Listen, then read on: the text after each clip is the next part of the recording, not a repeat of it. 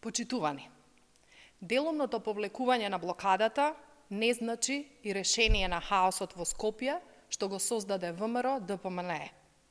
Граѓаните на Скопје живеат во заглавен град, со колабиран јавен превоз, целодневен сообраќаен метеж.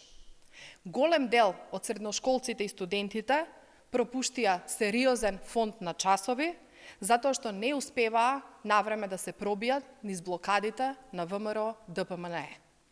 Многу родители не успеваа навреме да ги однесат своите дечиња во градинките, каде што времето за прием е строго утврдено. Штета трпат и лицата кои не успеваа навреме да стигнат на медицински прегледи, контроли и интервенции. Стотици илјади граѓани трпат штети поради кавгите на Мицкоски со Арсовска, заради тендери, провизии и раце во медот.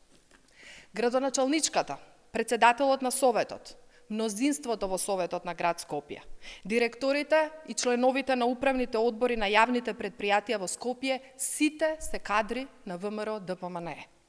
Наместо да ја префрлаат кавгата низ улиците во Скопје и да се изживуваат врз граѓаните, имаат обврска да седнат и да најдат решение за проблемот. Арсовска, Мицковски и ВМРО ДПМНЕ прво мора да им се извинат на граѓаните за штетите што ги предизвикаа, а потоа да најдат решение за проблемот што го создадоа и да го ослободат и Скопје, но и државата од блокади и хаос. Доста беше изживување врз граѓаните, врз работниците, врз учениците, студентите и пензионерите. Ви благодарам.